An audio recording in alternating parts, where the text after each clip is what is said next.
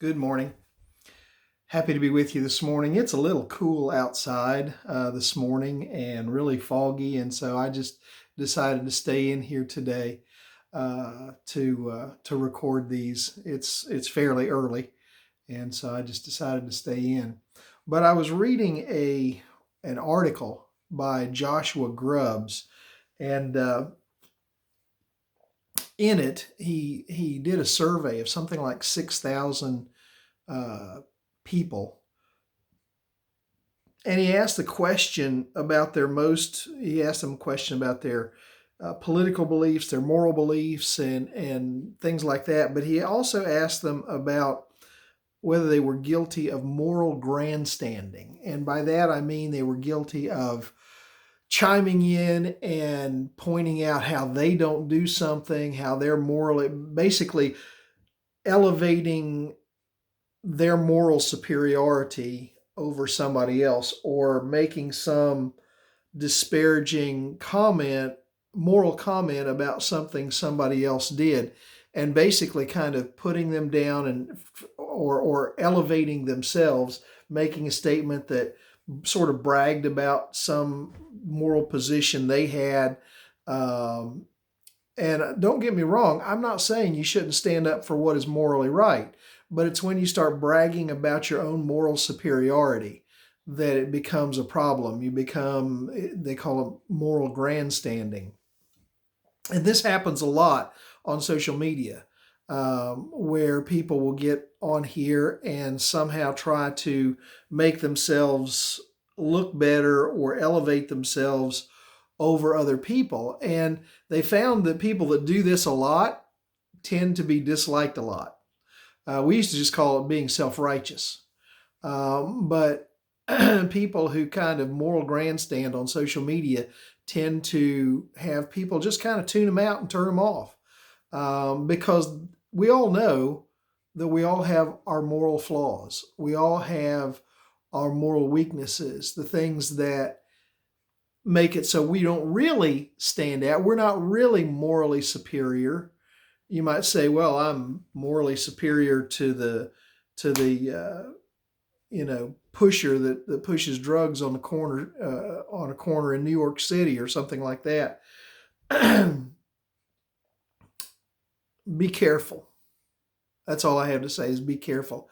I've worked down there on those streets. I've met those people, and yeah, they're doing something that's morally wrong. But some of them are just trying to survive in situations that are terrible. Is that the right way to do it? No. And I am not justifying drug pushing or prostitution or any of that kind of stuff. But what I am saying is some of those people feel trapped.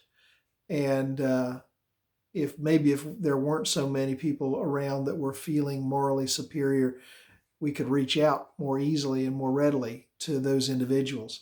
The Bible says in 2 Corinthians chapter 10, verse 12, not that we dare classify or compare ourselves with some of those who are commending themselves, but when they measure themselves by one another and compare themselves with one another, they are without understanding. This is from the ESV. Galatians 1:10 says, "For am I now seeking the approval of man or of God? Or am I trying to please man? If we are still trying to please man, I would not be a servant of Christ." Wow. You know, there's a lot of people on social media right now that are trying to show everybody that they have the market cornered on moral superiority and trying to tell everybody else how they should live. But we need to work a whole lot more on just keeping our own noses clean and realizing, but for by the grace of God, there go I. The only difference between myself and some of those people that I've worked with on the streets of New York City, or down in Guatemala, or Reynosa, Mexico, or Tampico, Mexico, or Romania, or Africa, The only difference between me and them is just I happen to be born lucky. I happen to be born in a family that loves me. You say, are you saying that they had no choice? No, no, no. I'm not saying they had no choices. Don't read more into a 5-minute devotional than what I'm trying to say.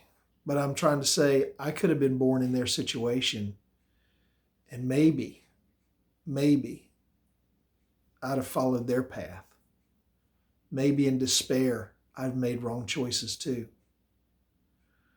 So before we look down our nose at somebody, even somebody that has differing political views, I can disagree with somebody without belittling them. So the next time you're tempted to try and elevate yourself as one who's morally superior to somebody else, just ask yourself the question, who are you trying to impress? You're not impressing God by putting somebody else down. Food for thought. I hope you have a great day today. I hope it's a day filled with all sorts of blessings. And I hope it's a day where you just absolutely are able to lift somebody else up, or somebody's able to lift you up, and you can be an encouragement to those around. I hope you have a great day. God bless you. And I will see you tomorrow, Lord willing.